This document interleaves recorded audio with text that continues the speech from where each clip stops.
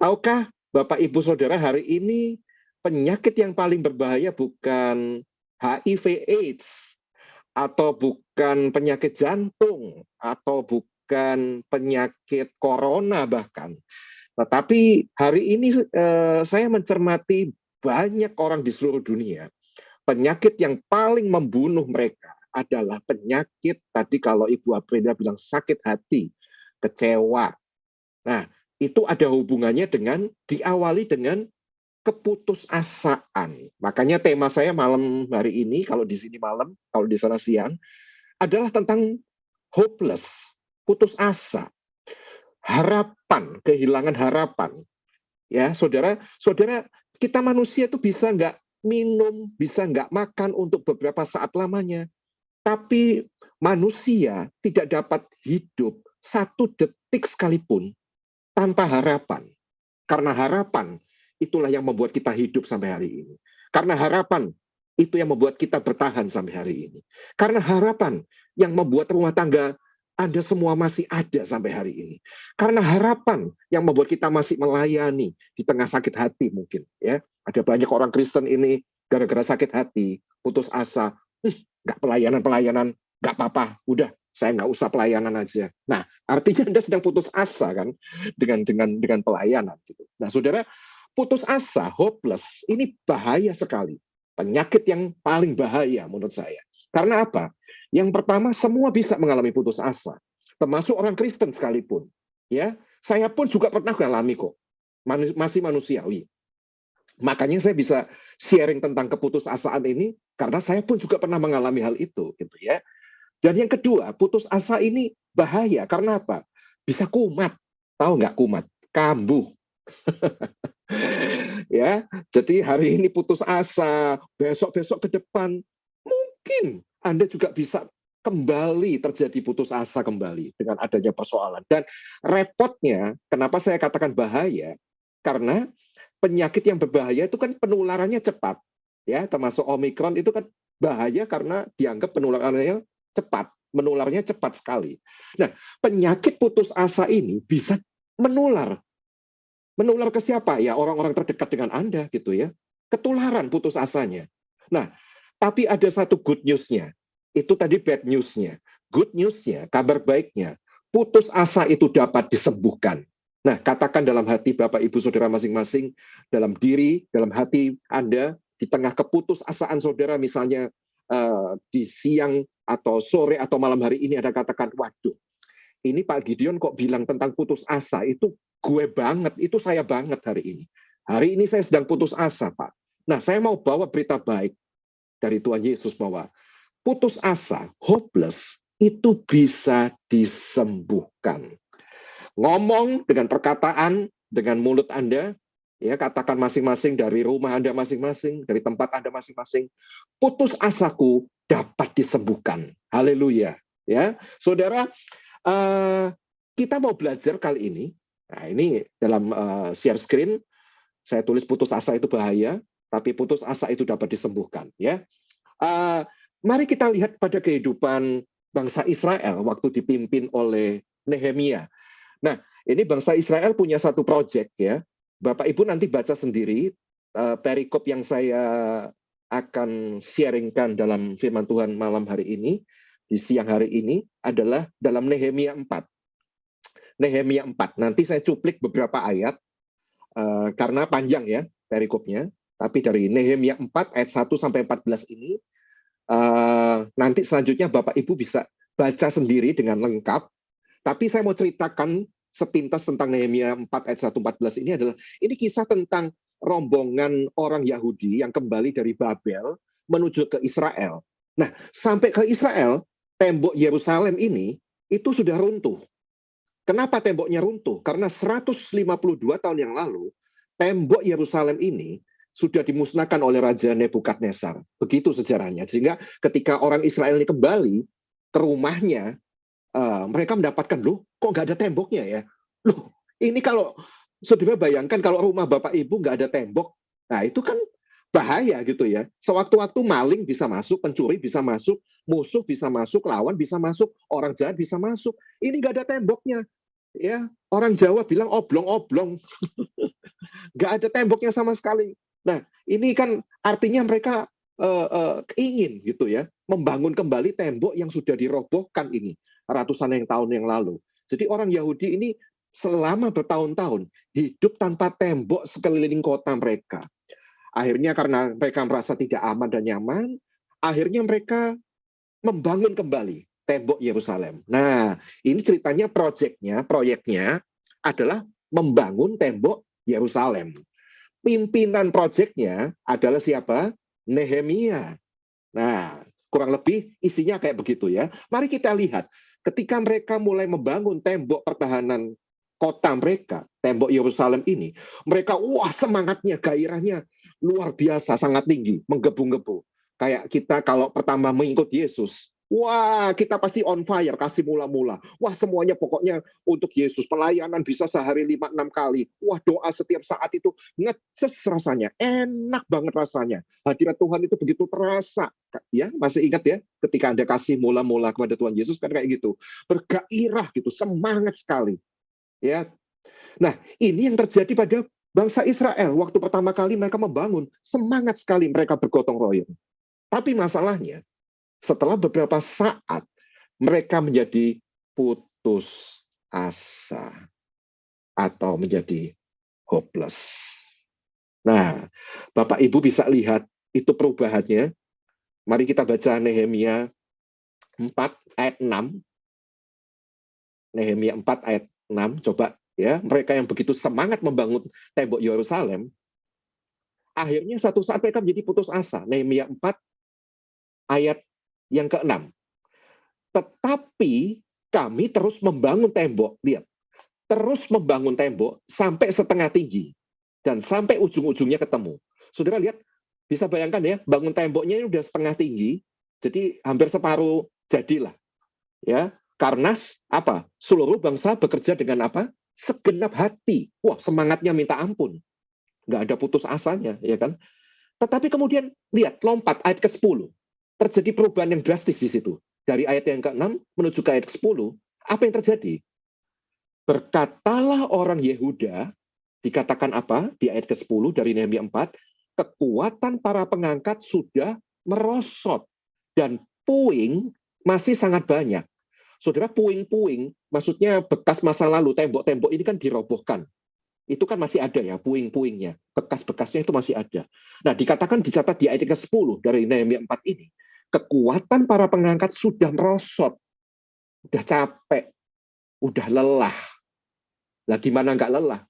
Setiap hari semangat terus membangun tembok itu sampai setengah jadi.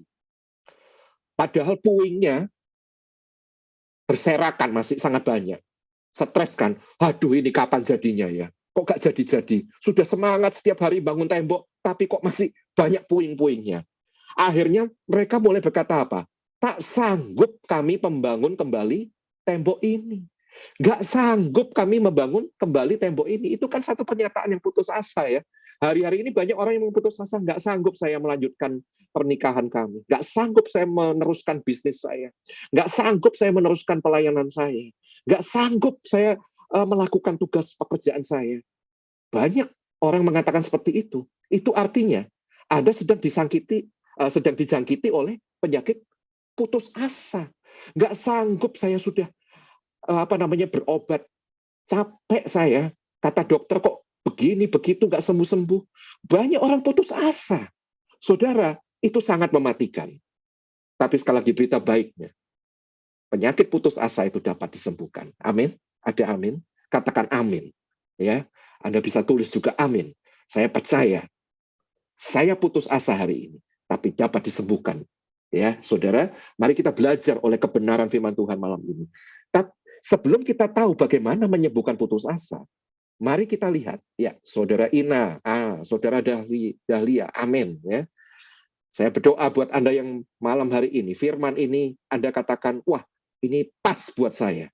Ini kok rasanya kok tahu tentang problema saya. Saya hari ini putus asa.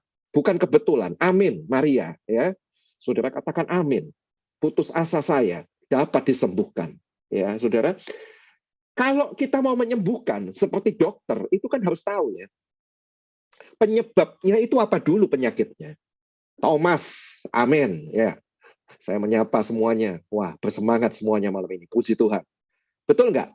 Dokter ketika mendiagnosa sebuah penyakit, kalau mau menyembuhkan, dia kan harus mencari dulu apa sumber persoalannya, akarnya itu apa, harus dicek dulu penyebabnya itu apa sakit itu. Nah, penyebab putus asa itu apa? Yang pertama saya catat tadi dari Nehemia 4 ayat 10, kita kembali ke ayat ke-10.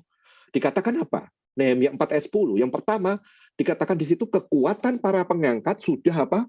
Sudah merosot. Kekuatannya sudah merosot. Kecapean, kelelahan. Makanya saya catat, bisa di-share screen-nya. Pertama, penyebab putus asa adalah apa? Over fatigue, sangat kelelahan. Ya, banyak orang putus asa hari-hari ini itu bukan karena apa? Karena kelelahan, kecapean. Capeknya ini bukan cuma fisik saja, tapi apa? Mental. Mentalnya ini keserang juga. Capek saya menghadapi suami. Capek menghadapi anak-anak. Capek menghadapi mertua. Capek menghadapi menantu. Capek menghadapi hamba Tuhan. Hari-hari ini di Indonesia ya, banyak hamba Tuhan itu juga melelahkan. Saya berdoa tidak terjadi pada Anda semua gitu ya. Capek, lelah, kekuatannya merosot. Lah gimana? Nggak merosot, tiap hari membangun, tiap hari membangun, tiap hari membangun. Ada banyak orang hari-hari ini sebenarnya, ya persoalannya mereka ini terlalu lelah, kecapean. Nah, sebenarnya ini bukan persoalan yang rumit kok. Kalau kita udah tahu sumbernya bahwa saya kecapean hari-hari ini, makanya saya putus asa. Nah, jadi kalau Anda sudah tahu bahwa Anda kelelahan, terus bagaimana dong? What should I do? Tidak ada lain. Istirahat. Relax. Orang banyak bilang hari-hari ini healing, healing. Nah, ya kalau Anda kecapean kerja terus, pelayanan terus, kecapean terus dengan persoalan yang sama, menghadapi orang yang menjengkelkan, orang yang sulit terus-menerus. Ada kalanya Anda capek, udah capek. Ada kalanya Anda harus istirahat. Udahlah, stop bertengkar. Ya, bendera putih dulu. Bukan bendera putih, apa yang namanya? Gencatan senjata dulu. Ya, ambil cuti beberapa saat lamanya kalau Anda bekerja. Ada banyak orang bekerja hari ini merasa burnout, kecapean gitu, kelelahan, sehingga ide-idenya nggak bisa keluar, putus asa. Aduh, bisa nggak ya saya tetap bekerja di sini? Kayaknya saya mau keluar deh, mau resign. Jangan resign dulu. Ya. Tidak ada kata lain. Kalau Anda sudah terlalu kelelahan hari ini, istirahat. Itu sebabnya di Mazmur Daud ada Sela. Ya, Anda pelayanan terus setiap hari. Ada kalanya Anda juga butuh dilayani oleh Tuhan, oleh Roh Kudus. Berhenti sejenak, ya, istirahat. Jangan terus-menerus digenjot terus gitu. Anda punya batas kekuatan tertentu yang tidak bisa diterus-teruskan. Mereka terus membangun sampai setengah tinggi, saking semangatnya. Saudara, tahu nggak kapan saat Anda itu paling rentan putus asa? Ada yang bisa jawab? Kapan putus asa itu biasanya mulai timbul? Putus asa itu timbulnya itu nggak di awal-awal. Kalau awal-awal mah semangat. Oh yes, puji Tuhan, haleluya. Semuanya untuk Tuhan, semuanya untuk Tuhan. Wah, semuanya orang menjadi begitu, menjadi semangat gitu di awal. Putus asa bukan terjadinya di depan, bukan juga di akhir. Kalau di akhir, ya sudah selesai kan persoalannya kan. Mereka pasti berteriak dengan kemenangan, haleluya, puji Tuhan, aku sudah dipulihkan. Tapi putus asa itu biasanya terjadi di mana? Di tengah-tengah. Separuh jadi, separuh belum jadi. Nah, kalau di tengah-tengah kan begitu ya. Tadi kan dicatat ya, membangun di ayat yang ke-6 tadi, Nehemia 4, membangun tembok sampai apa? Setengah, separuh, tinggi. Artinya udah 50%. Ada banyak orang hari-hari ini putus asa. Itu di tengah jalan, separuh jalan. Benar nggak? Ya nggak? Anda putus asa hari ini, itu Anda sedang ada di tengah-tengah separuh perjalanan, 50%. Tapi Anda sudah gondok, tahu gondok? Anda sudah mau menyerah. Ya, ketika Anda di setengah jalan dalam sebuah proyek, awalnya kerja keras, segenap hati. Ya, masih baru lah, kayak handphone baru kan disayang-sayang. Sesuatu yang baru itu kan nampaknya menggairahkan, tapi kalau sudah separuh jalan, monoton, rutinitas, membosankan. Ibadah lagi. Tidak ada kata lain, istirahat. Ya, nggak ada salahnya kok istirahat. Ya, istirahat itu juga rohani, sangat rohani. Ya, itu sebabnya banyak sekali hal-hal yang tidak selesai, yang tidak jadi dikerjakan, gara-gara Anda terlalu kelelahan dan jadi putus asa. Nah, yang kedua, apa penyebabnya dari putus asa? Lihat kembali di ayat yang ke-10 dari Nehemia 4, masih dari Nehemia 4 ayat ke-10. Saya tidak kemana-mana ya, masih di perikop ini. Sementara kekuatan merosot, tapi dikatakan apa? Puing masih sangat banyak. Nah, dicatat di Nehemia 4 ayat 10, ini kan puingnya masih sangat banyak. Lihat, ya, lihat di ayat itu, di ayat yang ke-10, di situ dikatakan puingnya masih sangat banyak. Nah, saudara, ini loh yang menjadi penyebabnya. Mereka dibuat frustasi oleh situasi yang nampaknya mustahil. Ya, kalau bahasa Jawa, iki kapan mari nih? Ini kapan selesainya? Perasaan sudah tiap hari bangun, tapi kok ya masih banyak puing-puing, kayaknya kok gak selesai-selesai. Ya, saya bukan nggak usaha Pak, saya udah usaha, tapi kok kayaknya nggak selesai-selesai. Nah ini puing ini bicara apa? Puing itu kan masa lalu. Puing itu bicara tentang apa? Sampah. Ya, saudara tahu kan tembok Yerusalem ini dirobohkan. Robohkan tentunya kan menyisakan sampah. Gini, Bapak Ibu pernah renovasi rumah nggak? Pernah pasti ya, renovasi rumah. Saya pernah renovasi rumah. Sumpek, saudara. Do you know what the meaning of sumpek? Lelah ya. Apa namanya? Apa ya definisi yang paling pas untuk sumpek gitu ya? Aduh, rasanya apa ya? Stres gitu. Renovasi rumah itu kotor, ya begah ini katanya Ibu Aprilia. Sumpek.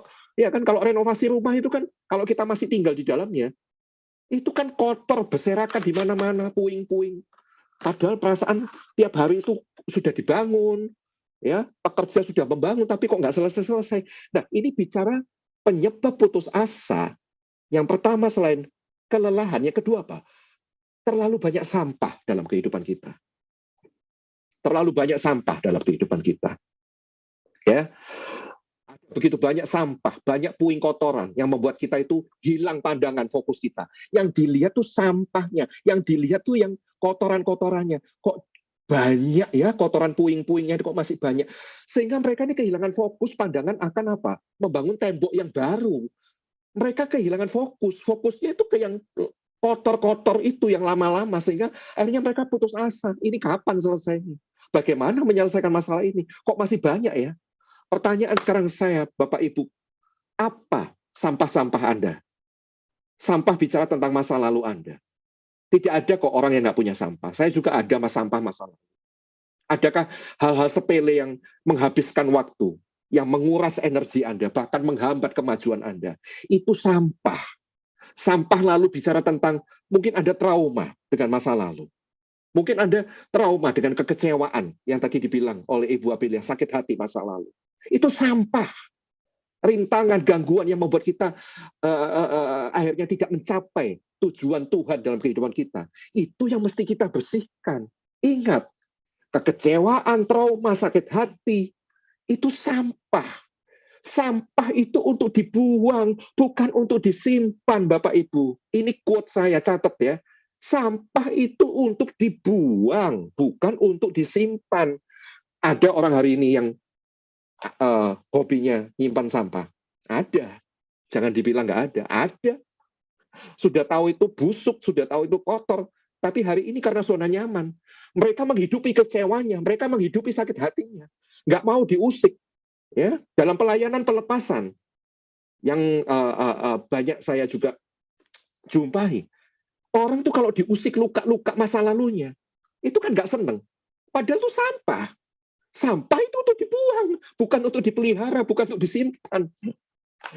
Saudara hari ini, kalau Anda masih menyimpan sampah itu, hubungi gembala-gembala saudara, para pengerja, teman-teman seiman yang lain yang bisa saling mendoakan, saling menguatkan. Lepaskan masa trauma masa lalu, sampah kotoran yang begitu menghambat hari ini, sehingga hari ini Anda menjadi putus asa. Ya, yang ketiga, jadi apa? Penyebab putus asa yang pertama, terlalu kelelahan. Jadi gimana solusinya? Ayo udah rileks aja ya, sementara berhenti sejenak. Berhenti istirahat itu juga rohani kok, bukan nggak rohani ya. Kok sekuler banget sih Pak? Kok istirahat jalan-jalan keliling-keliling? Nggak apa-apa ya. Sekali-kali Anda ya bolehlah berkunjung ke Indonesia di saat pandemi sudah selesai ya. Jalan-jalan itu sudah sangat rohani. Karena apa? Anda udah terlalu kelelahan dengan rutinitas. Yang kedua apa? Ini bukan fisik aja ya kelelahannya, mental juga ya. Yang kedua adalah apa? Bersihkan sampah-sampah masa lalu. Itu yang membuat Anda menjadi putus asa hari ini. Yang ketiga apa? Masih di ayat yang ke-10. Mereka katakan apa? Nehemia 4 ayat 10. Puingnya masih sangat banyak. Dan terusannya mereka bilang apa? Tak sanggup kami membangun kembali tembok ini. Nehemia 4 ayat 10. Tidak sanggup kami. Ya, tidak sanggup kami untuk membangun kembali. We cannot rebuild. We cannot rebuild the wall. We cannot. Kita tidak bisa. Itu kan ngomong nggak bisa, itu kan artinya gagal. Betul nggak? Ya, dengan kata lain mereka mau bilang, aduh, kami udah capek, aduh, udah mustahil, impossible lah ini untuk dilanjutkan. Aduh, goblok lah, bodoh kalau kita terus-terusan ada di sini untuk melanjutkan pembangunan tembok ini. Udahlah, kami menyerah, hands up, kami menyerah saja. Itu kan kalimat gagal. We cannot rebuild. Kami tidak bisa membangun kembali tembok ini. Bagaimana Anda biasanya menghadapi kegagalan? Orang gagal, biasanya yang pertama, nyala-nyalakan orang lain. Habis dia sih Pak, makanya saya itu putus asa hari ini. Ya, habis suami saya Pak, keras kepala. Aduh, nggak bisa dibilangin, nggak bisa bertobat. Aduh, habis gimana ya teman saya pelayanan? Gimana Pak ya, duri dalam daging. Satu pelayanan loh Pak, tapi kelakuannya kayak begitu. Nyala-nyalakan orang lain. Mengeluh. Orang yang gagal cirinya biasanya juga kemudian akhirnya apa? Selain nyalakan orang lain, akhirnya menyalahkan diri sendiri. Aduh, coba waktu itu saya nggak nolong dia. Sekarang saya nolong dia, kok saya malah dipentung, dipukul sendiri. Ya, ada banyak orang selalu katakan itu. Setelah nyalakan diri sendiri, kemudian apa? Menyalahkan Tuhan. Habis Tuhan nggak tolong sih, Tuhan mungkin udah nggak sayang lagi. Tuhan tuh nggak adil, Tuhan jahat.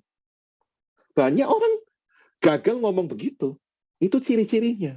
Saudara, yang berikutnya, ayo kita coba urai. Kita urai satu persatu. Apa penyebab putus asa? Sebelum tahu obatnya itu kan harus tahu penyebabnya itu apa dulu. Ya, akar persoalannya itu apa dulu. Yang keempat, penyebab orang putus asa. Selain kelelahan, banyak sampah, kemudian kegagalan, juga ketakutan. Hari ini banyak orang ketakutan. Fear. Ya, banyak orang. Yang keempat, share skillnya. Kenapa penyebab putus asa? Ketakutan. Fearfulness. Ya, coba kita lihat di ayat ke-11. Nehemia 4 ayat ke-11. Tetapi lawan-lawan kami berpikir, mereka tidak akan tahu dan tidak akan melihat apa-apa sampai kita ada di antara mereka. Membunuh mereka dan menghentikan pekerjaan itu. Jadi waktu itu di Israel, saudara, Bapak Ibu, dari cerita Nehemia 4 ini, ada orang-orang yang tidak ingin tembok itu kembali dibangun. Nah, tentu saja yang nggak pengen itu siapa? Ya musuh-musuhnya orang Yahudi. Ya, wah gawat ini mereka bangun tembok ini kan membangun tembok pertahanan. Kita nanti susah untuk menyerang. Ada orang yang nggak senang juga dengan pembangunan tembok itu, yaitu musuh-musuh dari orang Yahudi. Tembok itu kan pertahanan keamanan soalnya. Musuh nggak senang kalau itu dibangun kembali. Mereka mula-mula mengkritik, ya, akhirnya mengancam, membunuh. Jadi si pembangun tembok bangsa Israel ini jadi takut. Ya, tadi kan dikatakan mereka akan membunuh loh, menghentikan pekerjaan itu di ayat ke-11. Ya, ketakutan itu bisa menyebabkan seorang menjadi putus asa. Ancaman. Aduh, gimana ya ancaman? Saldo keuangan makin tipis. Ada banyak hari ini orang takut nggak punya uang. Takut bisnisnya menjadi rontok, hancur gara-gara corona. Ya, gara-gara corona ini kan sudah banyak orang yang terdampak secara ekonomi. Ya, membuat cemas, anxiety, Ya, itu kecemasan itu hari-hari ini juga menjadi satu penyakit yang banyak terjadi. Apa namanya? Mereka menjadi takut. Saudara, pertanyaan saya kepada Bapak Ibu Saudara, apa yang menjadi ketakutan-ketakutanmu hari-hari ini? Anda takut dikritik? Anda takut dipermalukan? Anda takut disalah-salahkan? Anda takut mengambil keputusan langkah yang besar karena itu sesuatu yang baru dan Anda tidak berani mengambil resiko? Anda pikir Anda bisa lari kemudian lari dari tugas tanggung jawab Anda hari-hari ini, melarikan diri dengan ketakutan Bapak Ibu Saudara? Apa yang menjadi ketakutan-ketakutan? Anda takut mati? Anda takut penyakit Anda tidak sembuh? Anda takut bisnis Anda bangkrut? Anda takut keluarga Anda hancur? Anda takut anak-anak saudara terlibat dalam kenakalan? Banyak sekali hari-hari ini orang yang ketakutan-ketakutan. Padahal ketakutan itu hanyalah ada di pikiran kita sendiri. Belum tentu terjadi. Belum tentu terjadi loh sudah ditakuti. Nah, itu 4 hal yang kita sudah tahu ya. Bagaimana menghadapi keputusasaan. Kelelahan, banyak sampah, trauma masa lalu. Yang ketiga, tadi apa? Kegagalan dan ketakutan. Nah, sekarang berita baiknya tadi kan saya bilang, firman Tuhan katakan bahwa apa? Putus asa dapat disembuhkan dalam nama Yesus. Bagaimana menyembuhkannya? Ada 3 re supaya gampang ingatnya 3 re ya. Yang saya bagikan dari Nehemia 4 ini. Bagaimana menghadapi keputusasaan? Bagaimana menghadapinya? Ada 3 prinsip yang menolong Anda di saat hari-hari ini Anda ingin menyerah dan putus asa. Di saat hari ini Anda menjadi seorang yang sudah kalah dalam pertandingan iman saudara. Yang pertama, bisa di-share screen-nya, cara menghadapi keputusasaan, cara menghadapi hopeless adalah reorganize. Reorganize. Nehemia 4 ayat 13. Kenapa saya katakan reorganize?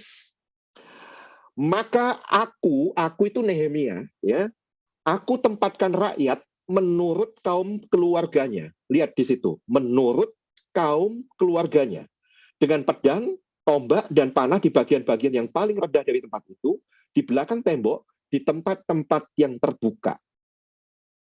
Nah, garis bawah di situ, Nehemia menempatkan rakyat menurut kaum keluarganya. Bapak Ibu bisa bayangkan ya, coba bayangkan situasinya. Situasi ini kan bangsa Israel banyak. Mereka sama-sama membangun tembok. Awalnya itu random, acak. Ya, si A, si B, si C pokoknya bangun semua.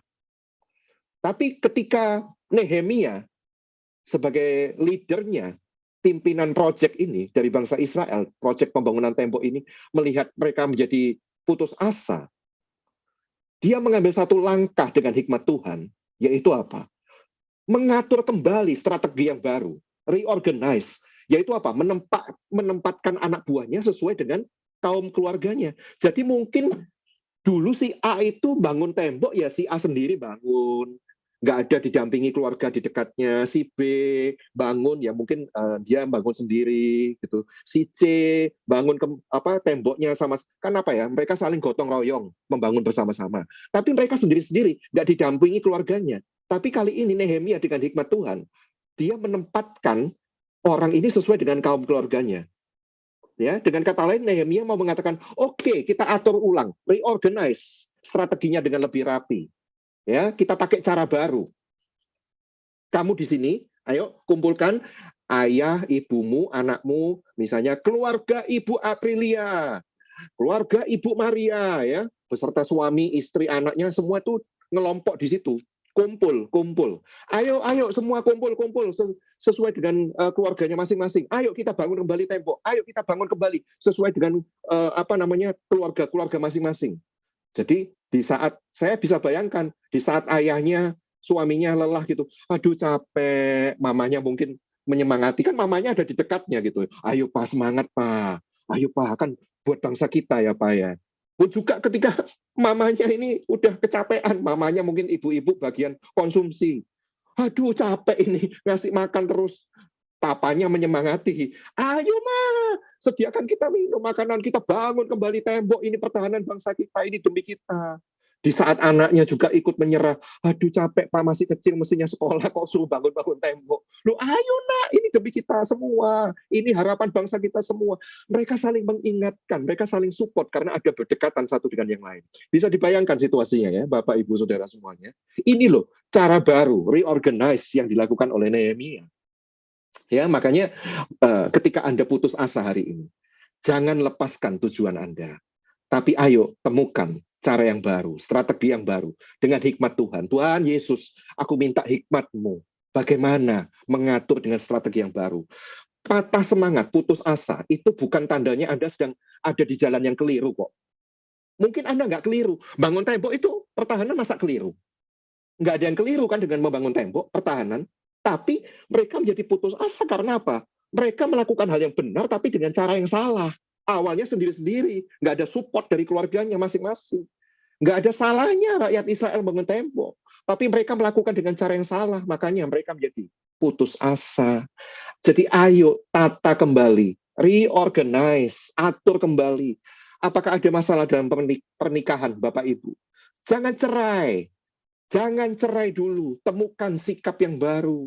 Ayo komunikasi dengan gaya yang baru. Ada masalah dengan bisnis, jangan tutup buku dulu, jangan ditutup dulu, temukan cara baru, strategi marketing yang baru. Ada masalah dengan kesehatan, jangan menyerah dulu. Coba second opinion dari dokter yang lain, ya. Berdoa iya, usaha juga kan. Berdoa dengan iman disertai dengan usaha.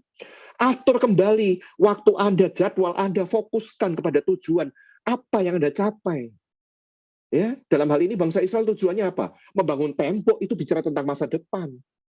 Saudara, Nehemia dia melakukan cara baru, mengatur ulang strateginya, menempatkan orang-orang sesuai dengan kaum keluarganya. Karena dia tahu orang yang putus asa sangat butuh support, dukungan dari orang-orang yang terdekat.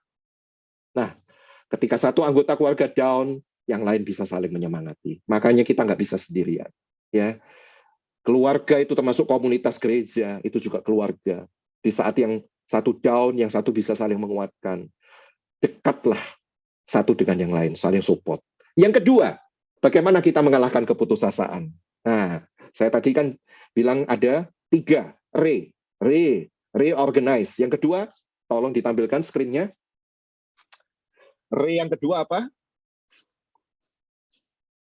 Remembering. Mengingat, apa yang diingat? Ingat kebaikan Tuhan di masa yang lalu. Kembali pada Tuhan, persembahkan hidup kita pada Tuhan dan dapatkan kekuatan rohani dari Tuhan. Saudara, orang menjadi putus asa itu seolah-olah kan kayak nggak ada jalan keluar, seolah-olah Tuhan nggak menolong hari ini. Padahal saya yakin Bapak Ibu semua saudara, sudah pernah ditolong Tuhan semua kan? Di masa lalu. Pernah nggak? Ayo jujur dengan kata hatimu sendiri. Ya, mungkin bisa ditulis di live chat. Pernah nggak Anda ditolong Tuhan? Atau saya balik, saya tanya, tolong bisa di chat di message gitu. Pernah nggak Anda sampai nggak ditolong Tuhan? Itu pernah nggak? Mungkin ada yang pernah nggak ditolong gitu. Nggak apa-apa, nggak usah malu. Nanti kalau ada yang sampai jawab, iya Pak, sepanjang saya lahir sampai sekarang itu loh Pak, nggak pernah ditolong Tuhan. Kalau ada yang begitu, coba bilang, pernah gitu. Joe Matthew bilang selalu mengalami pertolongan. Lenny bilang selalu ditolong kok. Ini masa lalu, saya nggak bilang hari ini. Saya tahu. Ya, tidak pernah kan Tuhan itu sampai tidak menolong Anda. Ya, setiap hari ditolong Tuhan. Amin, Maria. Pertolongan-pertolongan, mujizat-mujizat kecil atau besar, semua itu pertolongan Tuhan. Ya, selalu ditolong Tuhan. Nah ini, semua pada ngaku selalu ini jawab dengan jujur ya. Ya, jawab dengan jujur lah. Ya, kalau sampai Anda sampai tidak pernah tidak ditolong Tuhan, ya, Anda bisa tulis gitu. Saya akan doakan buat Anda. Pastilah Anda pernah mengalami kebaikan Tuhan. Kalau sampai nggak tahu ditolong Tuhan hari ini, kita masih bisa nafas dengan oksigen ini loh, gratis. Itu kan ditolong Tuhan. Anda tahu kan waktu corona awal-awal COVID, untuk nafas saja gini loh nggak bisa, mesti pakai ventilator, bayarnya mahal lagi, rebutan lagi. Hari ini kita tuh ditolong Tuhan loh. bisa nafas oksigen dengan lega, iya kan? Jangan dibilang itu bukan pertolongan Tuhan. Anda kalau nggak bilang pertolongan Tuhan, mau dikasih pertolongan ventilator apa? Nggak mau kan? Mau ditolong ventilator, mau ditolong alat pernafasan, mau? Nggak mau kan? Kalau Anda bisa bernafas dengan lega gratis hari ini, nggak sesak nafas, itu artinya Anda ditolong Tuhan sudah. Ingat itu, ingat. Ya, banyak. Sejak saya lahir sampai hari ini banyak kok saya renungkan pertolongan-pertolongan Tuhan. Ya, saya mau sedikit kesaksian. Hari-hari ini 2-3 tahun terakhir, salah satu beban, salah satu apa ya, tantangan yang saya harus hadapi adalah ketika menghadapi saya punya mama hari ini udah 92 tahun usianya. 92 tahun, satu usia yang sangat lanjut, itu anugerah Tuhan. Tapi tahukah saudara, 3 tahun terakhir ini mama saya sering sakit-sakitan, ya. Selama 3 tahun terakhir ini, dari tahun 2020, dari tahun 2019, maaf, akhir 2019, kami selalu, saya anak tunggal, ya, saya anak tunggal. Saya ini anak mujizat, ya. Kenapa saya anak mujizat? Saya ini dilahirkan oleh mama saya waktu itu, ketika mama saya ini 45 tahun usianya. Bayangkan, ya, 45 tahun yang katanya dokter udah nggak bisa punya anak, mandul, keluarlah saya, ya, keluar anak cowok lagi. Bagi sebagian orang Chinese, anak cowok itu kan aset yang berharga, ya kan? Apalagi ganteng. Apalagi ganteng. Itu kan satu mujizat, ya. Makanya selisih saya sama mama saya ini usianya banyak sekali. Saya 48 tahun hari ini, mama saya 92, mau 93 tahun. Ya. 3 tahun terakhir ini berturut-turut saya old and new, merayakan tahun baru itu bukan senang-senang kayak apa ya, kayak keluarga yang lain. Ya, kami selalu 3 tahun terakhir ini old and new, countdown, apa namanya, menghitung mundur menyambut tahun baru itu selalu ada di rumah sakit. Banyak biaya yang harus kami keluarkan. Saya anak tunggal, serasa aduh mau menyerah, kalah, putus asa, aduh saya hadapi ini semua sendirian, aduh semua beban harus jaga sendiri, harus menghubungi dokter sendiri, harus nganter sendiri, kalau berobat harus keluar duit sendiri, aduh Tuhan, ya. Tapi saya ingat-ingat selama 3 tahun ini, bukankah ketika kamu menghadapi persoalan itu yang rasanya kamu bilang sendirian, saya pernah loh ada di titik loneliness, kesepian, rasanya saya menghadapi itu sendirian. Saya bertanya sama Tuhan, kenapa Tuhan ini terjadi sama saya? Tapi selalu kemudian harinya apa? Tuhan menolong.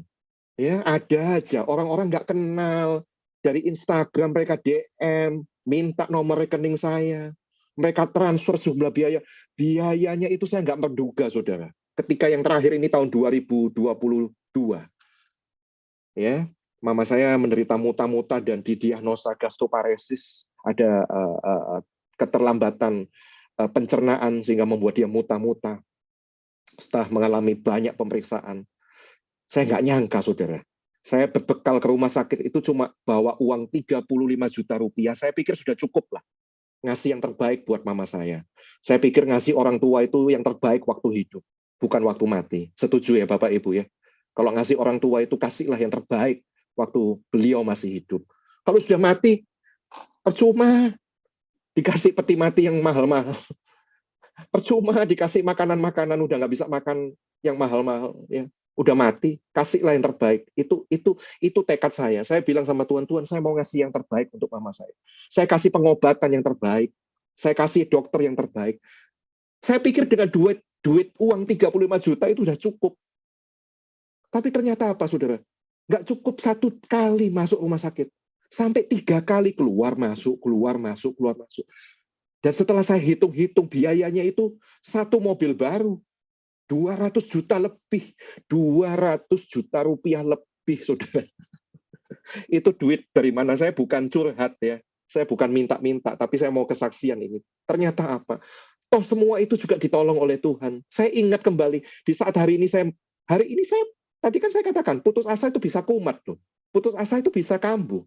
Saya kadang-kadang putus asa, aduh Tuhan rasanya udah nggak kuat hari ini, saya masih dalam pergumulan, harus menjaga, merawat mama sakit, ya. Tapi salah satu yang mengobati saya adalah tadi apa? Mengingat kebaikan Tuhan. Dulu kan ditolong, hari ini pasti ditolong, ke depan pasti juga ditolong Tuhan. Amin, saudara. Ya, sekali lagi, kalau dulu saya ditolong, hari ini saya pasti ditolong. Nggak tahu caranya bagaimana, ke depan saya juga pasti ditolong. Bilang amin, haleluya. Nggak mungkin Tuhan nggak menolong. Ya, saya punya lagu, dulu diciptakan oleh seorang penulis, saya nyanyikan, ada di YouTube, cari pertolonganmu gitu ya. Nama saya Gideon Yustianto. Lagunya itu begini. Dulu dia tolong, sekarang pun dia pasti tolong. Mujizat Tuhan tetap ada.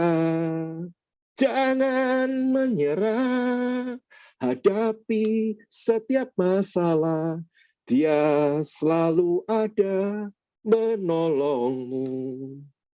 Nah, itu salah satu lagu yang pernah saya rilis dalam rekaman lagu ditulis oleh seseorang, itu yang mengingatkan.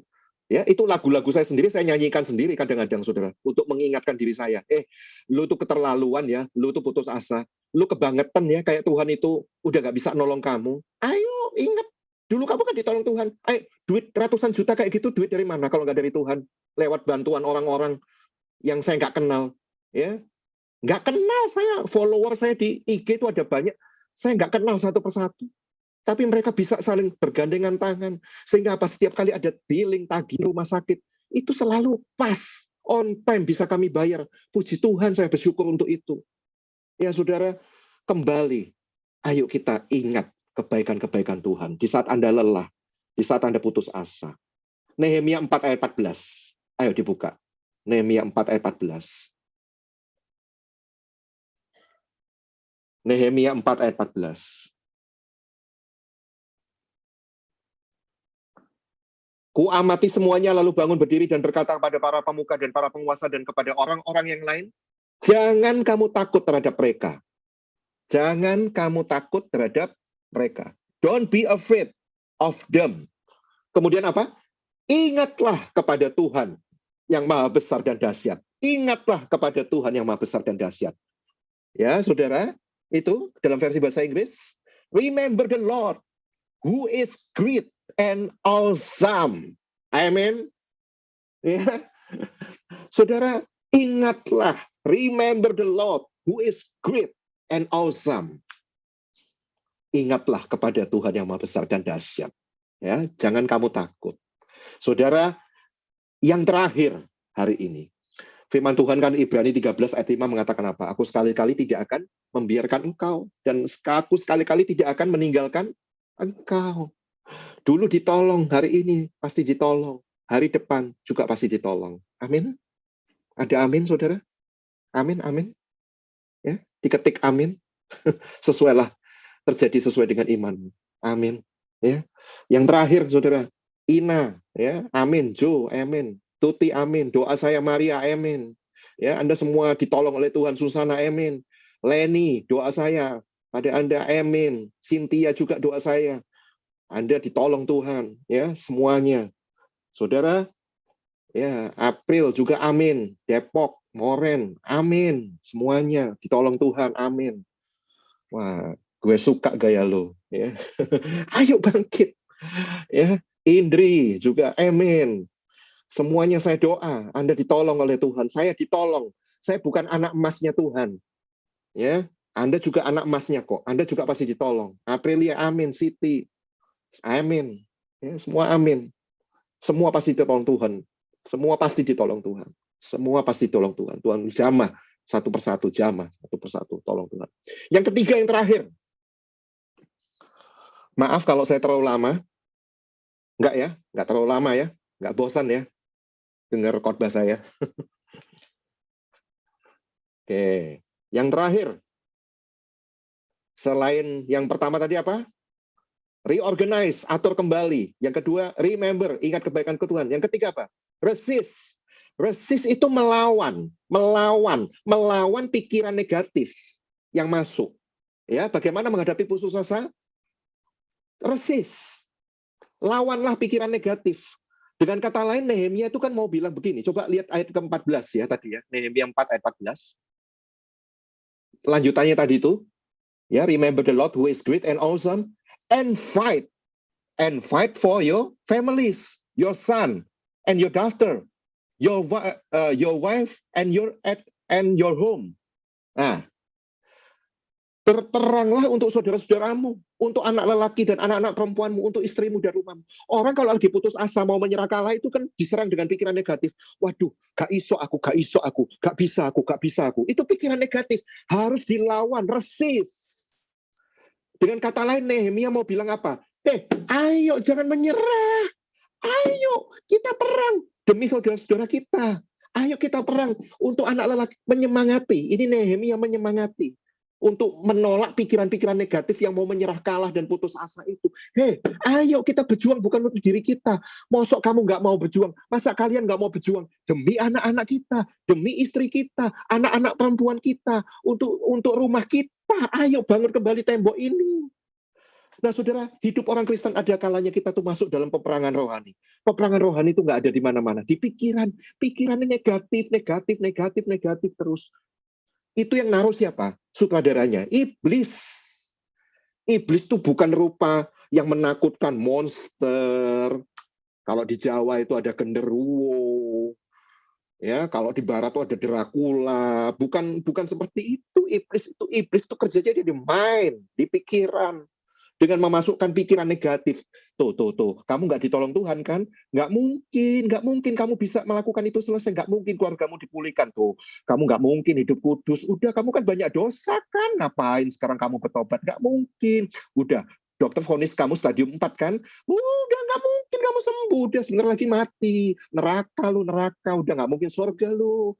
Apa pelayanan? Pelayan kamu kacau kan? Banyak orang-orang berkhianat kan? Banyak orang keluar dari pelayan kamu kan? Udah selesai, udah.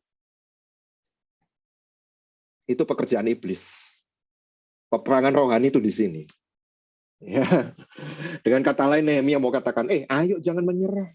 Dengan kekalahan, aku menolak, aku melawan, resist, putus asa, dan aku klaim, aku declare kemenangan dalam nama Yesus Tuhan Allahku. Hidup orang Kristen ada kalanya kita masuk dalam peperangan rohani itu. Melawan iblis yang membuat kita lemah dan putus asa. Setan tahu kalau kita putus asa, kekuatan kita jadi lemah. Itu artinya kalau lemah, nggak ada tembok, siap untuk diserang. Setan tahu, waktu saudara putus asa, kita tidak akan sampai ke tujuan yang Tuhan sudah tetapkan untuk kehidupan kita. Satu tujuan mulia yang Tuhan sudah programkan dalam kehidupanmu. Setan tahu, setan mencegat saudara, menghadang saudara untuk tidak sampai ke garis finish seperti yang Tuhan Yesus sudah tetapkan dalam hidup Anda. Setan tahu waktu saudara putus asa, kita pasti akan kalah dan kita jadi budaknya, terus jadi budaknya. Ya. Lawan suara-suara pikiran-pikiran negatif. Ingat, setan ada di mana? Di bawah telapak kaki orang percaya, bukan di atas pikiran kepala kita. Jangan dibalik. Ya, saudara, kiranya firman Tuhan malam hari ini menjadi berkat buat Bapak, Ibu, Saudara semua. Kalau Anda katakan bahwa firman ini buat saya, Pak.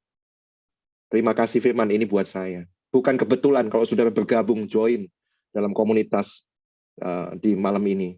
No Limit Ministry ini. Ya, bukan kebetulan Tuhan sedang berbicara pada saudara. Tuhan masih sayang.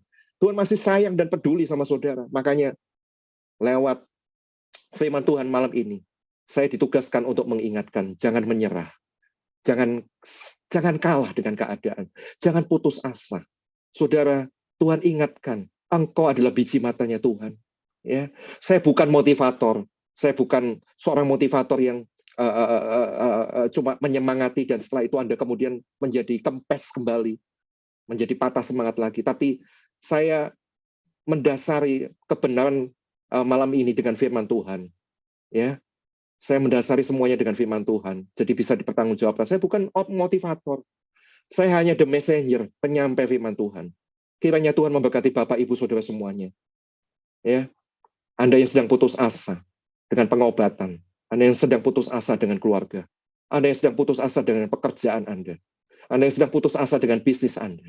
Anda yang sedang putus asa dengan pelayanan Anda. Anda yang sedang putus asa dengan menghadapi orang-orang sulit di sekitar Anda. Anda yang sedang putus asa dengan keuangan saudara. Hari ini, ayo, jangan menyerah kalah. Tuhan masih punya rencana. Tuhan menyiapkannya terbaik. Saya review, coba selidiki akar persoalannya apa. Jangan-jangan Anda itu cuma kelelahan. Atau jangan-jangan Anda masih menyimpan sampah, kotor. Hubungi rekan-rekan seiman untuk melepaskan sampah-sampah itu dalam pelayanan pelepasan. Yang ketiga, mungkin penyebabnya adalah Anda terlalu sering gagal, sehingga Anda menjadi putus asa, terlalu sering gagal. Gagal itu bukan kalah, gagal itu adalah kesempatan untuk memulai kembali dengan cara yang baru. Yang ketiga, mungkin Anda takut, banyak ancaman. Anda merasa terancam, Anda ketakutan di tengah malam sampai tidak bisa tidur. Ada insomnia, ketakutan-ketakutan dengan pikiran Anda, ketakutan dengan ancaman resesi, ya, ketakutan dengan ancaman inflasi, ketakutan dengan ancaman kesehatan saudara, yang menurut dokter itu sudah stadium akhir. Saudara, hari ini ketahuilah, ketakutan itu tidak akan semakin menyembuhkan engkau dari keputusasaan, tapi akan membunuhmu. Bagaimana cara kita mengatasinya? Ayo kita atur ulang strategi. Jangan berhenti menyerah dulu. Temukan cara yang baru. Minta hikmat Roh Kudus, Tuhan berikan aku hikmat. Bagaimana aku harus menghadapi ini? Ketika ku hadapi kehidupan ini, jalan mana yang harus kupilih? Tanya Tuhan. Tuhan sayang sama saudara, Tuhan pasti akan menjawab. Dan yang kedua apa? Ayo kita mengingat kembali kebaikan Tuhan. Gak mungkin, saya percaya gak mungkin Anda dari kecil, dari bayi, oek-oek, Anda nggak pernah ditolong Tuhan. Anda bisa lahir ke dunia ini pun, itu juga pertolongan Tuhan, bukan? Ya, Anda kok sampai lupa itu loh kebaikan Tuhan. Kebangetan kan? Yang ketiga apa? Ayo kita resist, melawan segala pikiran negatif. Perang dengan iblis lewat pikiran-pikiran negatif. Kiranya firman Tuhan malam hari ini menjamah Bapak Ibu Saudara. Ya, kalau masih ada waktu, mari nyanyi dari rumah Anda masing-masing. Jangan pernah menyerah, jangan berputus asa. Mujizat Tuhan ada saat hati menyembah. Jangan pernah menyerah, jangan berputus asa. Mujizat Tuhan ada bagi yang setia dan percaya.